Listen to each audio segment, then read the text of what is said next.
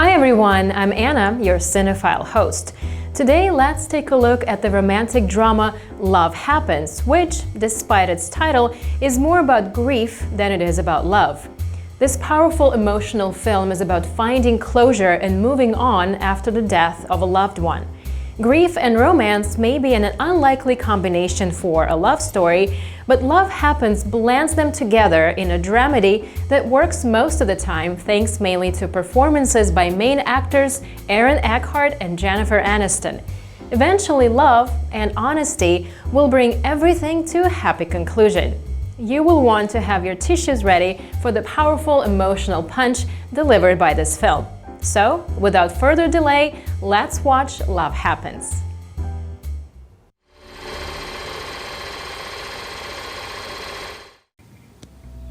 Chapter 1. Sometimes, despite your best efforts otherwise, life will give you lemons. When that happens, you've got two choices, friend.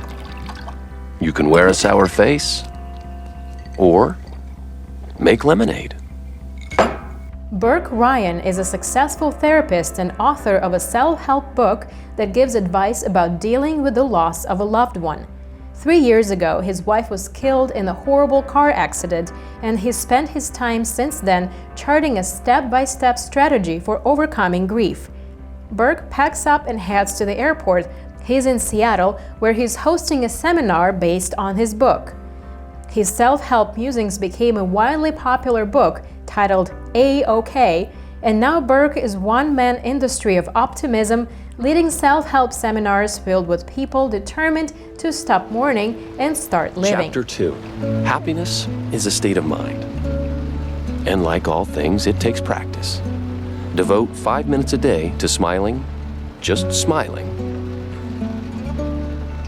And after a while, it'll come naturally. As Burke drinks some vodka to cool his nerves, he heads out and bumps into Eloise, who seemed unusually startled, yet she was simply just providing flowers for the hotel hallways and lobby. Eloise rushed off without saying a word. After the seminar session, Burke joined his manager, Lane, in the hotel lobby for a drink.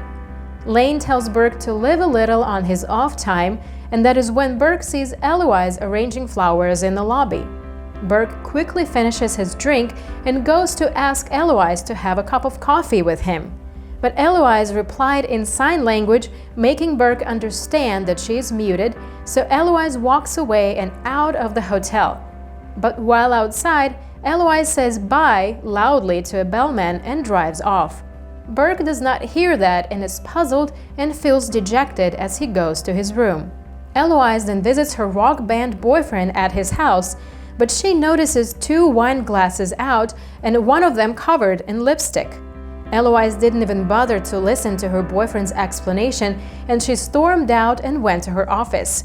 Eloise owns a little flower shop, and she has one employee, Marty, who is a sassy and not so serious about life kind of gal. What does that mean? It's so clear to me. Oh. It means that you managed to choose guys that guarantee that at some point we are going to be standing here having the same conversation again, and you're going to be shocked at the outcome of the relationship again. But most of all, I just hate seeing you get so disappointed and hurt every single time. Am I being too harsh? Yes. No.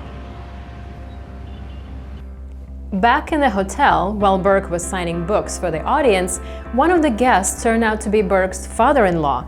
He mockingly tells Burke how wonderful it is to see him to do so well after such a tragic accident, killing his daughter. He asks how can Burke look so happy after only 3 years since the accident. Father-in-law calls Burke a hypocrite and walks away.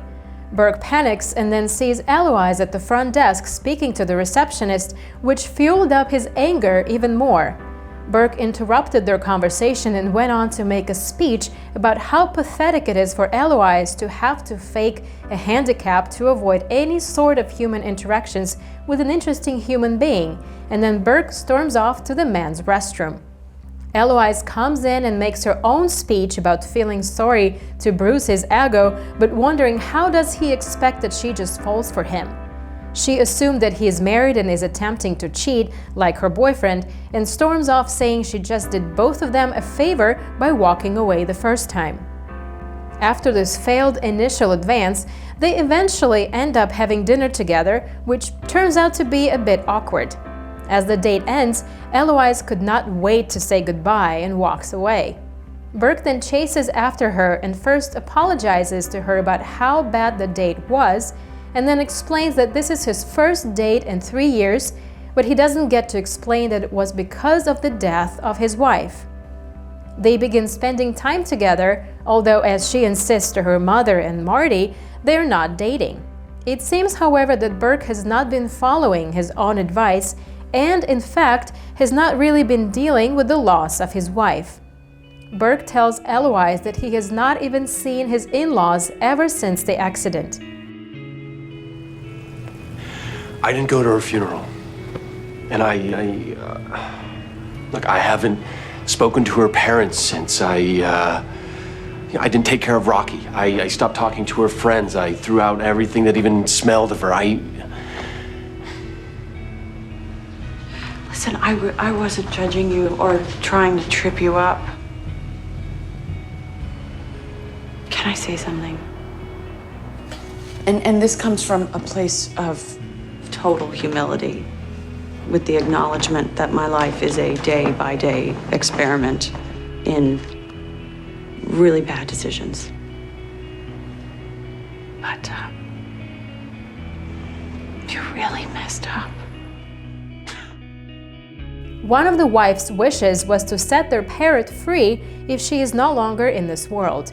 So Eloise takes that as her mission and drives Burke to the in-laws. Burke sneaks in the house from the back door to retrieve the bird and goes to a nearby forest and sets the bird free. It is a sad moment for Burke, so he goes on to take it out on Eloise. He criticizes her for pushing him and forcing him to do things he does not want to do. He chooses to walk home, and Eloise complies and drives off. In the end, he confesses to his seminar audience that, in reality, he was the one driving the car when his wife died and not her, as he previously maintained. Due to this, he blames himself for her death. Listen to me. We never blamed you. Never. All we really wanted to do was mourn with you, son. We didn't know what to do. We couldn't find you. That's been the worst part.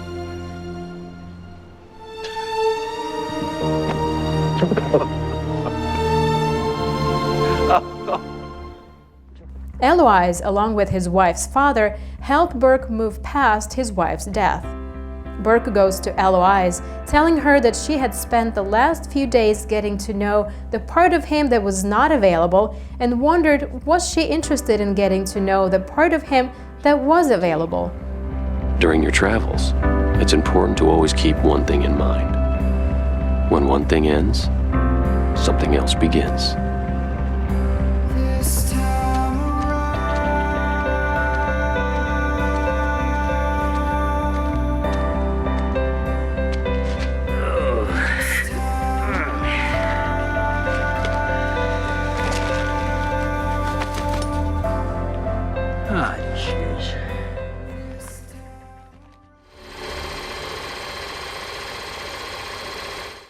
Hey, normally I'm quite dashing and debonair and whatever other D word there is that would really impress you, but it's painfully apparent that I'm a little rusty.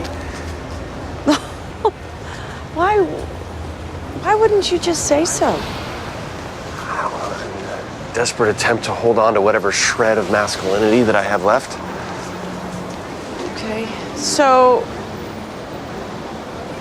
then I'm your first since a divorce. You are the first. Well, that's good, because that explains a lot. Because that in there, It's bad. really bad. Love Happens delivers a powerful message. Happiness is a state of mind and, like all things, it takes practice. Devote 5 minutes a day to smiling, just smiling, and after a while it'll come naturally. But do you agree with it? For all our passion for self-help experts and positive thinking, many of life's problems can be cured by vigorous exercise and practicing your smile in front of the mirror. We'd love to have easy answers, but life doesn't always work like that. Life can be hard, loss can be crushing. We're not always A-OK. So I think it's important to remember that recovery comes not through denial, but through pain. We find our way not through forced smiles, but honest tears. I'm your host Anna, and I hope you enjoyed this episode. You can find more on Funday website. Stay tuned.